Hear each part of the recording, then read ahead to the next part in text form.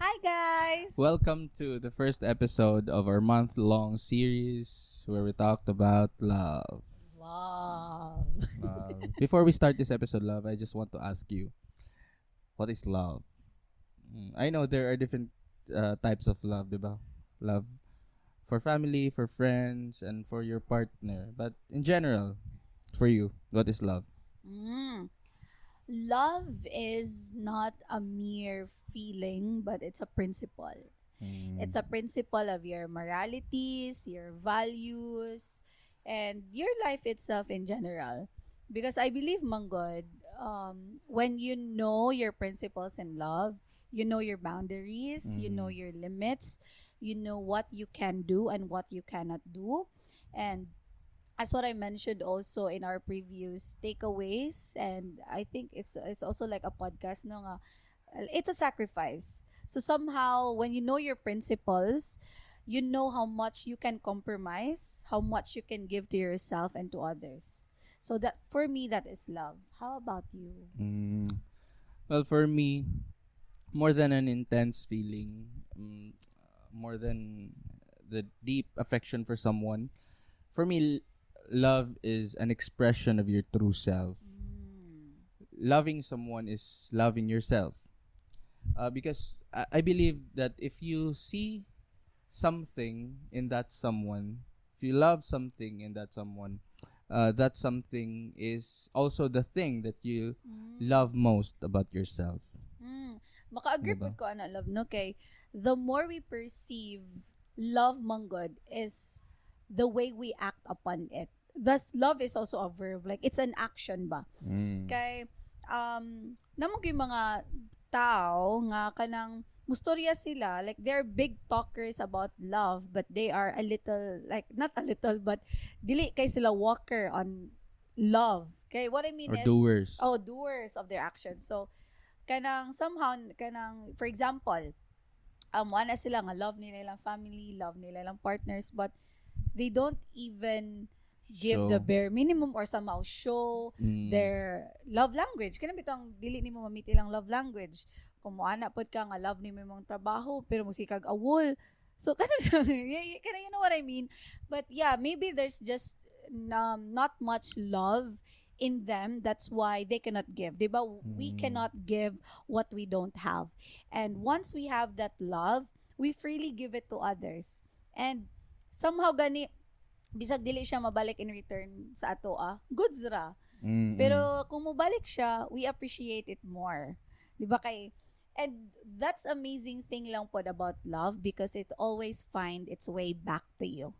Okay, nabito kanta nga. This is one of my favorite song lang sa church bitaw, like ningon dito ba nga, love is something if you give it away, it will come right back to you.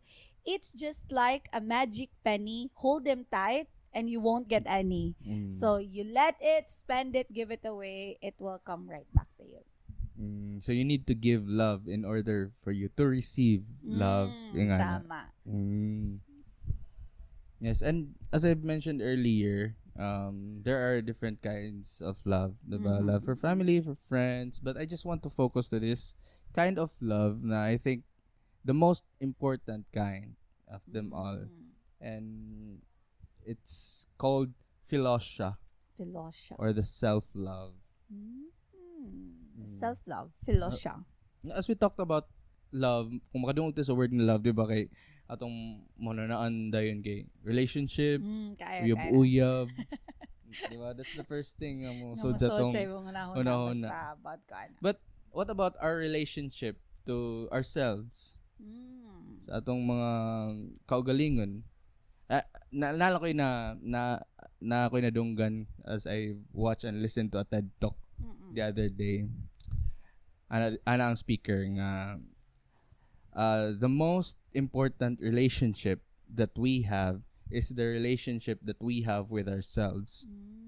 And the next is the relationship that we share with other people. So it's important to know that if we want to have a relationship with other people, we need to have that relationship first with ourselves. Or we need to have that connection sa atong mga kaugalingon, di ba? Mm. And you know what? We also have to understand asa na nagsugod ang love for ourselves. 'Di ba kay where asa man nagsugod nga natay love for ourselves nga we can also give love to others, 'di ba? Like we have to understand the source where it coming from. And there is a verse that says, "We love because he first Love loved us."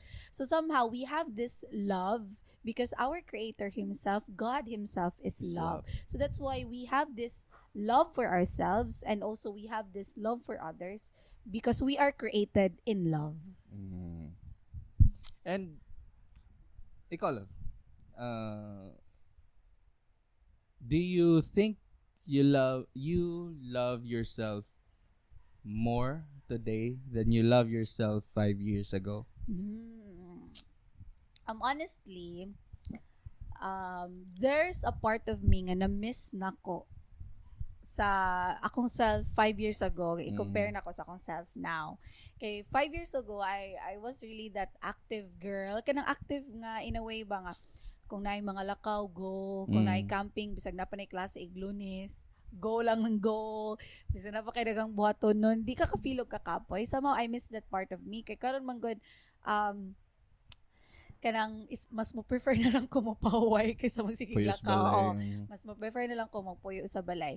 But you know what? I've grown a lot because I'm this type of person nga very extrovert. I've always wanted nga naadyoy ko'y kuyog in everything that I do. It not to the point nga I always depend on them just to accomplish something. No, not that point. But kana bitong I prefer to be with company. Like mas ganahan jud kung naadyoy ko'y kauban, mula kauman ko or na ko not i-accomplish mula kauman ko or magtambay ba ko somewhere or kanaing ana bitaw nga type sa pagka-extrovert. And then now, no, kay I've learned nga there is wonderful time when you are alone. Like, there are times nga you really have to be alone as well so that you can figure things out on your own. And I learned nga kanang okay ra dahil maginasara. Isa na mahadlok jud ko maginasara. Di jud ko gaya maginasara. Kaya kay ha? So, ma-think mo ginasara ko. Di kay murag lonely kay akong life ko ako ra usa. Muna akong pero na like murag mingaw kaayo kung ako lang isa. But now na-appreciate na ko siya kay nindot man ding nang mag-inusara ka usahay no kay mas makanaw na nakagtarong, mas maka-figure out ka og tarong pod magunsa ka sa imong life. So ing ana ako ang na-learn and somehow that part of me now kay na-love na ko siya. So somehow 5 years ago you depend your happiness to other people. It's not that I'm depending, but I prefer having people like mas ma-happy ko kung naa jud laing tao karang dili ako ra sa kay murag mingaw jud kayo para nako kung ako ra isa. So I'm that type of person jud. Very extrovert ya, sanguine pa jud ko. So mo na siya. How about you, love? Like if you compare yourself 5 years ago, do you love the version of you now? And if you love the version of you now, what have you discovered man in yourself? Well, 5 years ago, murag messy magay akong life. Diba? Lang, I just remember last year before we met each other, I was in the process of changing myself, my lifestyle. I was recalibrating myself. I changed my ways. I started a routine. Magbasa og libro kada buntag. May exercise and just keeping myself busy. Atong mga point. Atong before gyud ta nagaila. And that's when I discovered that being in a state of peace is very addictive. And I just want to share this line sad ako nabasahan sa libro. Dito nga reconnecting to yourself is like diving deep in the ocean. Because the more you dive in deeper within your soul, the more peaceful it gets. Di ba kung dive ka sa dagat, magkalawom kayo, magka-peaceful. So it's like it's if you want to reconnect, if you want to dive in within your soul, the more peaceful it gets. And also it also improves my relationship towards my parents, my my relationship with my siblings, and my relationship to other people. Because those times nga nagtry ko to reconnect myself, I feel like I know myself better. That's really Like nice. I know how to manage my emotions. That's really great love, no? Kay, somehow man good, when we talk about self-love, it's simple kung paminawan lang siya, but it's complex to achieve. On your end, like, it took you pila pa ka years, o sa ni mo na-find out nga, ingana di mo ganahan, Mm. di ba? Like, ingani day ko, kaya na Oh. bitaw, like, it will really take time, but somehow, um, it's also easy to be more authentic when we discover more of ourselves. 'Di ba? Kay the more we embrace ourselves, the more we appreciate, ingani day ko, modeng the way I act on things is this because I'm this kind of person. And you know what? All of us, like all humans, are created very uniquely. We are wonderfully and fearfully made, and Mm. that's why we have to embrace that. No, like embrace yourself, like who you are. But somehow, manggod, in the process also of um growing into discovering yourself, somehow in the process of accepting who you are, you also find out sa imuhang kaugalingon nga naay mga butang nga di ka ganahan. Naay parts of you, naay traits of you, naay characters in you nga somehow you're ashamed and somehow dili gay nimo siya ma-open up sa laing tao kay it's a dark part of you ba. Mm. So that's one thing also nga we have to understand when we try to love ourselves. We also have to accept nga it's not all good. Oh, Kaya yeah. bitam dili siya bright tanan ba. Yes. Kung imong paminaw ng love, it's a very simple word, but it's really difficult to understand. Kaya sa Kayo. di gyud ta kasabot, makutaw gyud atong utok, di ba? Kayo. But the moment you will understand what love really is, you will know that it's not always rainbows and butterflies. Not just in a relationship, also, I mean, para sa tip mo galingon, it's not always the feeling good, feeling of good nga imong na feel. That also love can also be a negative feeling, diba? It's kay kung mayroon kag love, it's always kilig. Yeah.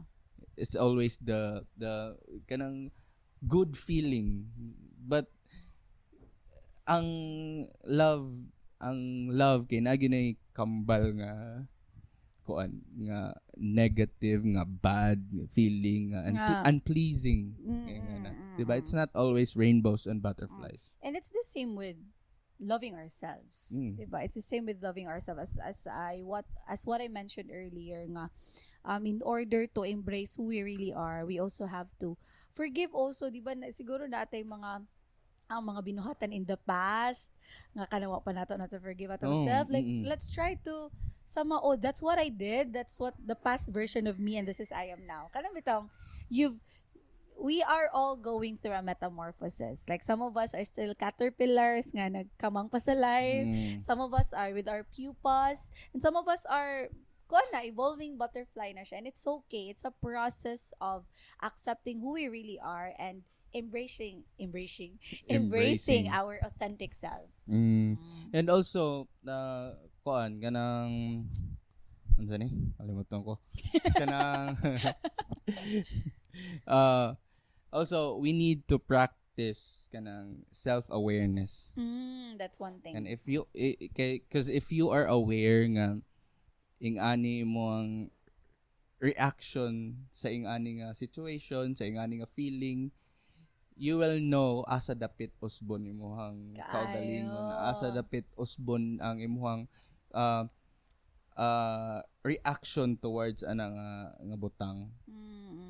Kayo love. And speaking of that, like kanang self-love and somehow like discovering ourselves more, and the more we discover ourselves, the more we accept our authentic side, our authentic self. Sa in terms of having a relationship ba, like kanang there moments nga mas nailhan mo imong kagalingon just because like you're in that relationship, like you discover more of yourself. Oo, kuan man every day is learning day. Tama. Diba? bisan sa akong mga past relationships kay especially ato nga mga times kay kato nga times pod daghan mo sad ko na kato na to kay before kuan na kay ko kanang give it all na kay ko ba bisag hatag tanan without thinking bisag Like what unsay would it cost? oh, Sorry nga na.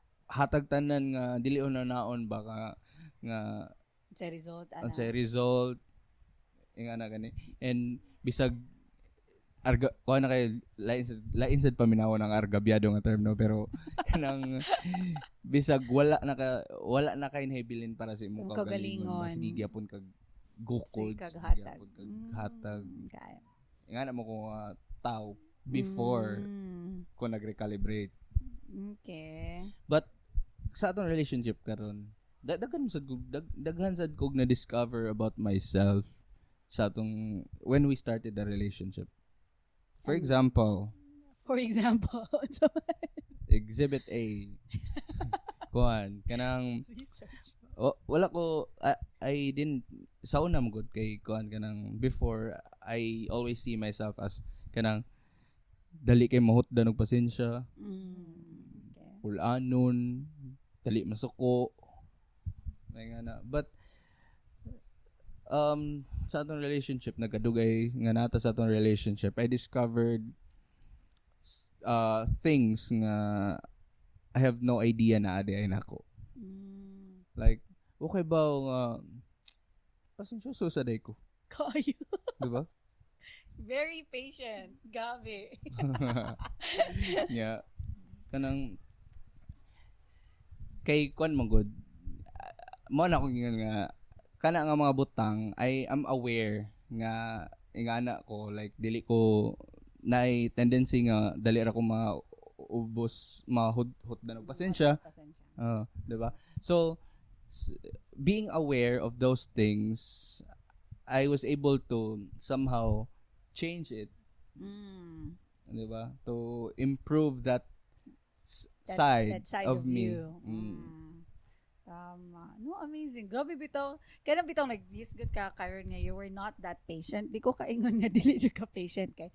Grabe. Na-meet siguro ko nimo years 5 ago. years 5 years ago. ago. Di sad guro ta maabot ko nga sa ta karon. Mo gani. So kan good perfectly planned. Wow. Perfectly orchestrated. Yeah, perfectly orchestrated in God's time jud siya tanan, guys. Char. Kilak ko lang. Dito manghila kaning episode. Sige ikaw, unsa man imong na-discover about yourself sa katong kuan when we started the relationship?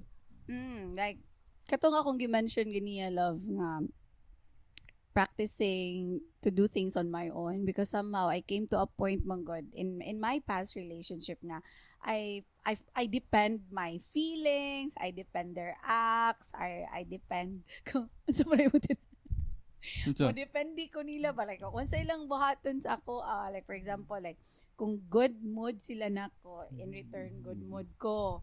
So kung bad po nilang mood in terms kung cold po ilang treatment sa ako cold sa akong treatment. So like I just kung sa ilang ihatag sa ako ako na sa ibalik nila ingon ana ba. So sa mo gimirror nimo kung unsay mong madawat. Gimirror jud ako sa akong madawat kay I depend my treatment kung unsa ko nila gipat gitreat. But somehow and during our relationship I learned that a lot kay it's not always manggod. There are days manggod nga your other half is not okay. There are times pod nga total bitaw kung ikaw dili okay ang imong other half masan mag-adjust. It's not always 50-50 ba in the relationship. There are days nga imong partner ang 20, ikaw ang 80. To make that 100%. Diba? There are times nga ikaw na pod ang 10%, imuhang partner ang 90%. So that makes you 100 na kay your partner will help you to get kanang bitaw nga na. So I've learned nga you don't have to depend your treatment on others. Kay as akong gi-mention ganiya of what love is, freely give it to others. Because it will always find its way to you. Like don't depend it on how people would treat you, but somehow just be that authentic self nga ug unsa jud ka mausab man na ilang treatment or di, just give it freely to them. Because I also learned nga the more I realize how much love I need, the more I give love. So, Nakahinomdom na sa ko sa giingon ni sana ni Chris Oy Slater ba nga. katong usa nila ka episode na nangutana si Slater nga abot kung mao ba ning exact words basta mao ni ako hinumduman nga na si Slater nga are there times ba daw nga na bored si Chris Oy niya na si Chris nga no because I don't depend my entertainment sa imo. imo. I was like that before. So mo na nga sa relationship mo na kog mahurot kay mahurot in a way nga magdepend naman lang ko like wala na dili na out of my kuan ba dili na out of love bit akong gibuhat like out of the other's treatment na lang. So that's one thing good nga na learn ako sa to ang relationship and there's a lot more nga na discover pa dyan. Sige daw unsa pa ba? There's a lot more baga. Maabtan tagugma. Yeah, so mo siya isa sa pinaka mga thing nga na discover. Katong katong friend na to ba nga katong this is an advice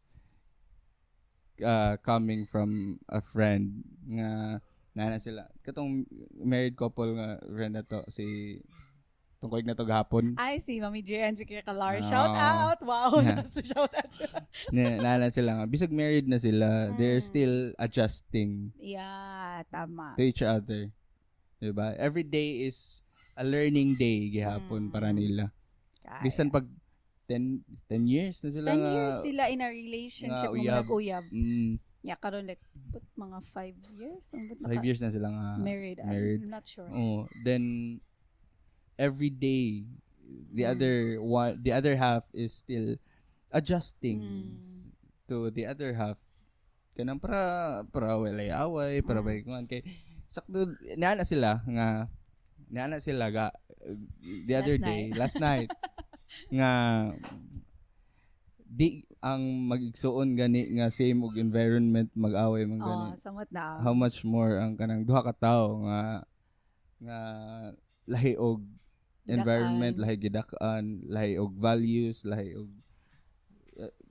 og environment di ba nya magkuyog na so every day is an adjustment day good I just also want to emphasize this love kay there are people man god nga they block their way like nag-block sila sa ilahang doors to that sa love tungod kay they are still in the process of discovering themselves and that's okay di ba but I hope also nga you also need to learn for those people nga ginablock nila ang ilahang mga doors because they're still in the process of discovering more of themselves.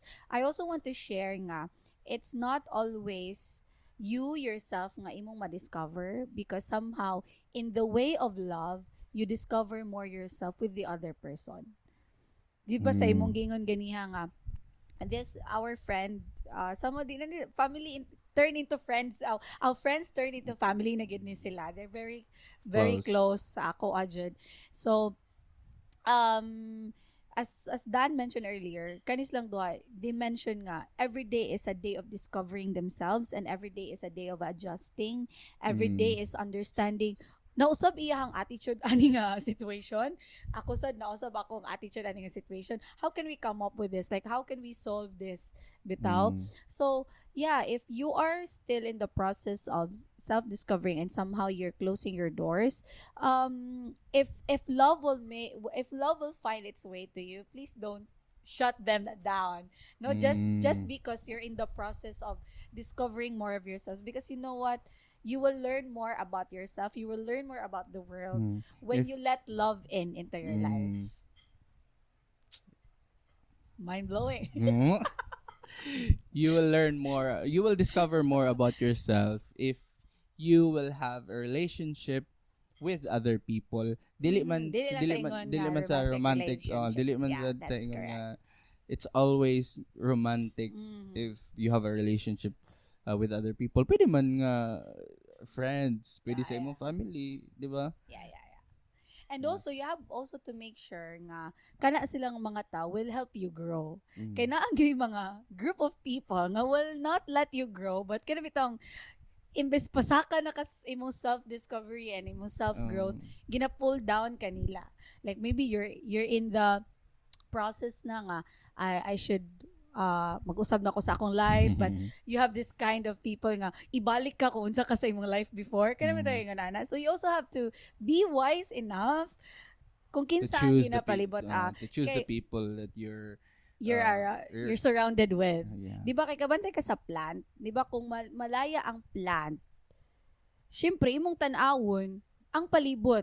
Na ba ni siya enough nga sunlight? Na ba ni siya sakto ba ang soil? Nya di Mm. ba ibalhin nimo ang plant kung asa siya mo grow.